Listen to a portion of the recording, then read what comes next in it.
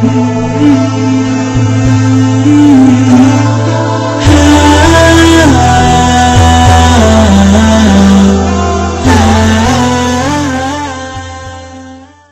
پاک چھاپنے والی کمپنیاں ہیں، انہوں نے کیا کیا ہوا ہے ظلم اس قرآن کے ساتھ کہ قرآن کے آخر میں فال نامہ دیا ہوا ہے، اس میں وہ گنتیاں انہوں نے لکھی ہوئی ہیں، عدد،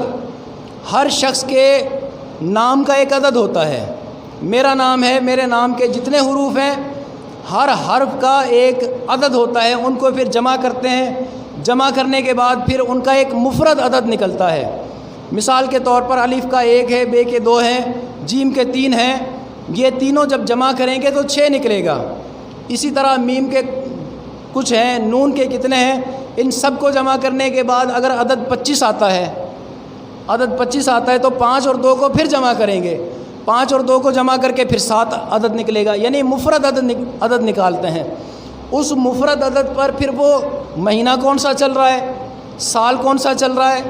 وقت کون سا چل رہا ہے، پھر ان اوقات کے اگست کے مہینے کے عدد نکالے جائیں گے، اس سال کے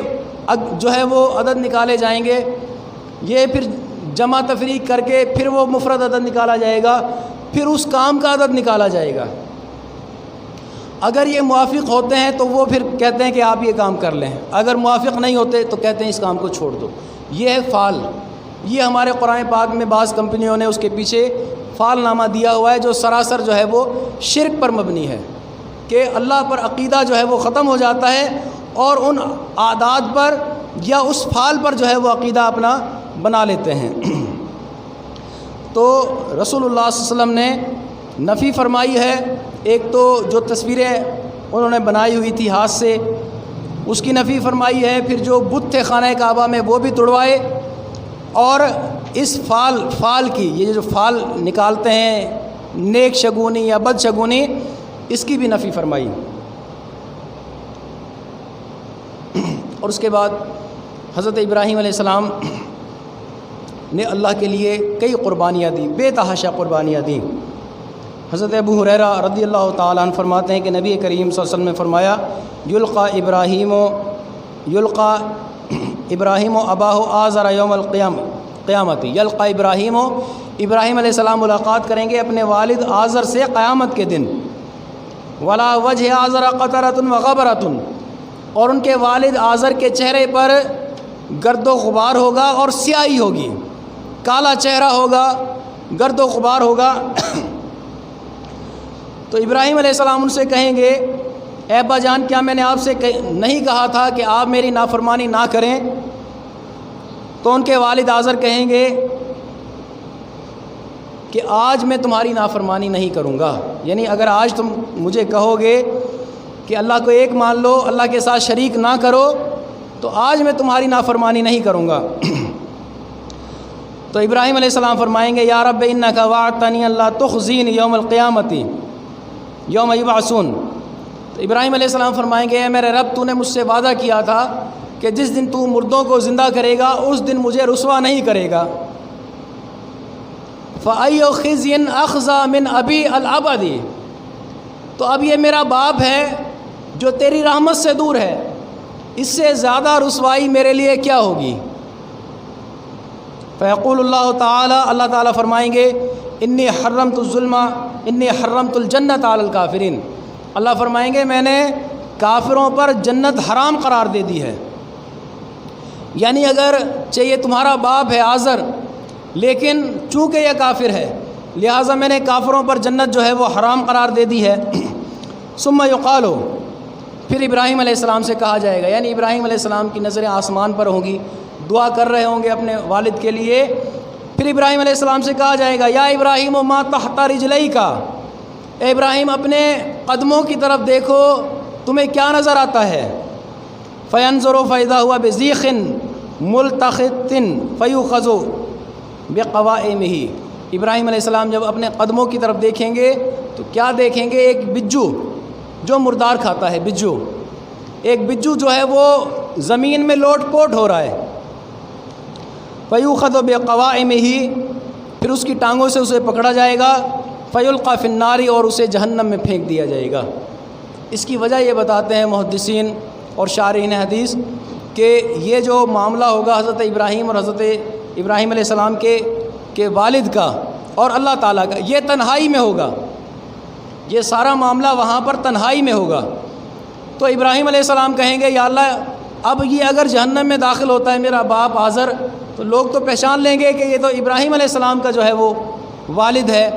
تو میرے لیے تو رسوائی کا سبب ہے،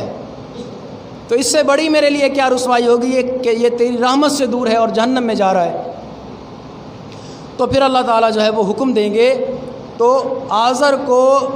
بچو کی شکل میں تبدیل کر دیا جائے گا، اور جب اسے لے کر جایا جائے گا جہنم میں اور لوگ دیکھ رہے ہوں گے تو وہ پہچان نہیں سکیں گے یہ کہ کون ہے، یعنی لوگوں کو معلوم نہیں ہوگا کہ یہ حضرت ابراہیم علیہ السلام کے والد ہیں۔ اس طرح اللہ رب العزت حضرت ابراہیم علیہ السلام کو اس دن کی رسوائی سے جو ہے وہ بچا لیں گے۔ رسوائی تو خیر کیا آنی ہے، لیکن ایک عام یہ ہے کہ لوگ طعنہ دیتے ہیں کہ دیکھو اس کا باپ اس طرح ہے، اس کا بھائی اس طرح ہے، اس کا چچا اس طرح ہے، اس کے رشتہ دار اس طرح ہیں، حالانکہ اس دنیا میں بھی اور مرنے کے بعد بھی ہر انسان صرف اپنے عمل کا مکلف ہے، صرف اپنے عمل کا مکلف ہے۔ ہمارے معاشرے میں کیا ایک غلط رجحان چلا ہوا ہے کہ اگر ایک شخص صحیح ہے تو اس کو اگر ذلیل کرنا ہو، اس کو طعنہ دینا ہو تو اس میں پھر عیب نہیں نکالتے۔ جو شخص خود صحیح ہے، خود درست ہے، پھر کیا کہیں گے، دیکھو یہ تو نصیحتیں کرتا پھرتا ہے، اس کی اولاد تو اس طرح ہے، دیکھو یہ نصیحت کر رہا ہے، اس کا بیٹا تو اس طرح ہے، دیکھو یہ نصیحت کر رہا ہے، اس کا باپ تو اس طرح ہے۔ پہلے انہیں تو جا کر سمجھائے۔ تو ماننا نہیں ہے، مطلب انسانوں نے جسے ماننا نہیں ہے، اس قوم نے ماننا نہیں ہے، پھر وہ مانتی نہیں ہے، پھر وہ عیب نکالتی ہے۔ اور عیب کس میں نکالتی ہے؟ اس میں نہیں کہ جو درست ہے، پھر وہ اس کے جو تعلق دار ہیں ان میں عیب نکالتی ہے۔ حالانکہ اگر یہ عیب اس طرح نکالنا جائز ہوتا، اور اگر عیب نکالنے والے کی جان بچ جائے اللہ کے عذاب سے، اللہ کی پکڑ سے، اللہ کے حساب و کتاب سے، اگر اس کی جان چھوٹتی ہو پھر تو وہ عیب نکالے، لیکن عیب نکالنے کے باوجود اس کی پکڑ اور زیادہ سخت ہو جانی ہے۔ اگر اس طرح جو ہے وہ عیب نکالنا ہوتا تو حضرت ابراہیم علیہ السلام جو ہیں، یعنی پھر تو کوئی کہے کہ دیکھو وہ اللہ کا نبی ہے، نعوذ باللہ کوئی شخص کہہ سکتا ہے، وہ تو اپنے باپ کو بھی صحیح نہیں کر سکے، جس طرح ہمارے ہاں کہا جاتا ہے فلاں تبلیغ کرتا ہے، وہ تو اپنے گھر والوں کو بھی صحیح نہیں کر سکتا۔ ہر شخص اپنے عمل کا مکلف ہے جو وہ کرتا ہے۔ جب اولاد جوان ہو جاتی ہے، بالغ ہو جاتی ہے، ماں باپ کی ذمہ داری اس کے اوپر سے ختم ہو جاتی ہے، وہ پھر خود جو ہے وہ اپنے معاملات کا جواب دہ ہے، یا کسی کا بھائی، کسی کا باپ، کسی کا بیٹا۔ تو جو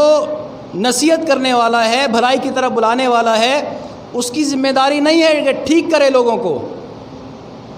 جس طرح ہمارے ملک میں کہا جاتا ہے کہ دیکھو جی وہ اتنی فحاشی ہے، زنا کے اڈے کھلے ہوئے ہیں، شراب کے اڈے کھلے ہوئے ہیں، اور جی جو سود چل رہا ہے، اور جو ہے وہ ملاوٹ ہو رہی ہے، اور ہمارے علماء سوئے ہوئے ہیں۔ تو عرض کرنے کا مقصد یہ ہے کہ علماء کی ذمہ داری نہیں ہے کہ وہ جا کر زنا کے اڈے بند کرائیں،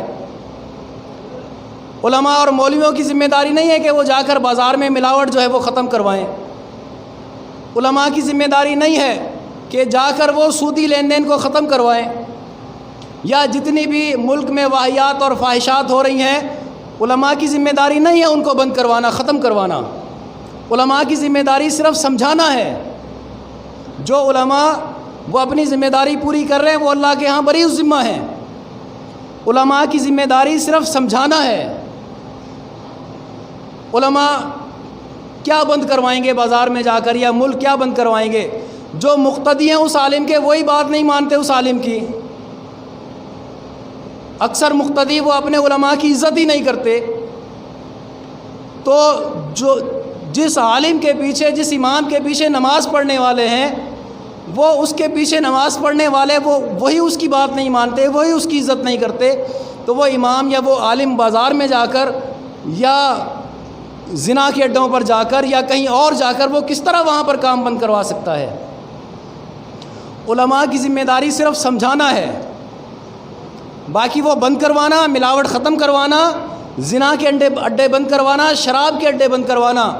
سودی لین دین ختم کروانا، یہ اسلامی ملک میں اسلامی ریاست کی ذمہ داری ہے، اسلامی حکومت کی ذمہ داری ہے۔ ہمارے ہاں کیا کیا جاتا ہے؟ سارا ملبہ آخر میں اٹھا کر علماء پر ڈال دیا جاتا ہے، اس میں الزام لگانے والے بھی انہیں دلی تسکین محسوس ہوتی ہے، اور وہاں پر ہمارے سیاستدان جو پارلیمنٹ میں بیٹھے ہوئے ہیں وہ بھی خوش ہو رہے ہوتے ہیں کہ دیکھو جس کام کا سوال عوام نے ہم سے کرنا تھا، جس کام کے لیے عوام نے ہمارا گریبان پکڑنا تھا، وہ دیکھو عوام نے اپنے علماء کا گریبان پکڑا ہے، وہ اس کام کے لیے جس کام کے لیے علماء جواب دہ ہی نہیں ہیں۔ یعنی ایسا چکر چلایا ہوا ہے اس جمہوری حکومتوں نے، ان سیاستدانوں نے، اس معاشرے نے مجموعی طور پر کہ وہ اسلام کے احکامات تو ماننے نہیں ہیں، اللہ کا دین ماننا نہیں ہے، گھما پھرا کر سارا الزام جو ہے مولویوں پر، سارا الزام علماء پر، سارا الزام جو ہے قرآن و حدیث کی تبلیغ کرنے والوں پر، سارا اپنے دل کا غبار، سارے دل کا کینہ، سب کچھ وہ علماء پر ڈال دیتے ہیں۔ اپنی جان وہ سمجھتے ہیں یہ سب بیان کرنے کے بعد ہم اللہ کے ہاں جو ہے وہ آزاد ہو گئے۔ ایسا نہیں ہوگا، ایسا نہیں ہو، اللہ کو کوئی دھوکہ نہیں دے سکتا، یہ آپ اپنے آپ کو دھوکہ دیتے ہیں جو لوگ اس طرح